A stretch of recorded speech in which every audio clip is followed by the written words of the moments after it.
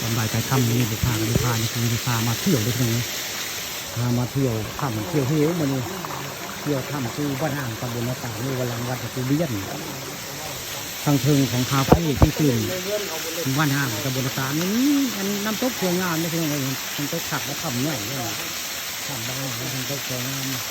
อยู่บริเวณหลังวัดตะกูเบี้ยนบ้านอ่างตำบลนาตานี่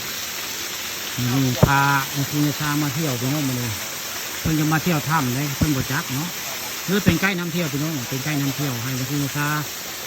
พามาบึงมาชมนะยาคูนี่ก็เกิดพศแล้วก็ขาดเพื่อนอย่างคือนั้นอย่างคือพศ11ก็ป่าสะพานประชนเลยนั่นเลยมีข้ามกันนะ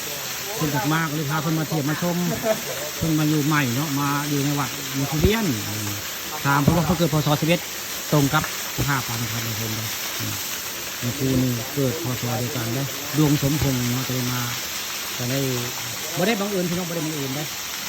มาคุยกันนะครับพี่โทรกันเนาะก็เลยอยากไปเที่ยวถ้ำเที่ยวหิวเนาะมันยากที่พาไปเที่ยวภูเขาว่าภูเขาเป็นคนบ้านอ่างเนาะเลยพามาเที่ยวถ้ำหน้าผาถ้ำกลางห้วยหน้าผาที่ทัดสวยงามพี่น้องอยู่บ้านอ่างตำบลนาตาลหน้าเลี้ยงได้หนึ่งหน้าเลี้ยงได้หน้าเลี้ยงมากันคนบุมีแต่น้ำให้ตูนที่เราได้หนึ่งหน้าเลี้ยงคนบุมีไหมน้ำพ้นที่ซ้ำใดพี่น้องคนน้ำเลี้ยงในน้ำบางตัวธาตุในน้ำจักมาทางไหนเลย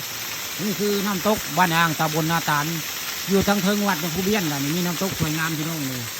ไปโบจักอะเข้าเบิ่งคลิปปลาตุกคำปลาส้มก็เห็นน้ำตกสวยงามอยู่บริเวณ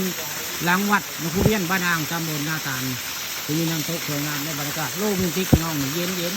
อันนี้กระปานทองคำเลยอาลาบไม่มองน้ำเต็มนี่เลยคืนนี้กระปานทองคำพี่น้องเดียวอาลาบงามเท่เลยนี่คือบริเวณถ้ำหลังวัดในภูเบี้ยนบ้านอ่างตำบลนาตาลอำเภอตะงอยคือทัดสวยงามได้อันมีน้ำตกคักพี่น้องนี่คือน้ำตกบ้านอ่างตำบลนาตาลอำเภอตะงอยบ้านอ่างวัดภูเบี้ยนมีน้ำตกพี่น้องคักใครจะมาเที่ยวมาชมกันมาเด้อนี่ก็คือน้ำตกบ้านอ่างตำบลนาตาลคักได้บรรยากาศมีธรรมมีฮิวได้เหมาะสำหรับที่มาปิกปักคณาไว้ง่ายจำชินภาวนาคักได้มีธรรมนี่ทำสวยงามน้ำตกคักต้องบ้านอ่างตำบลนาตาล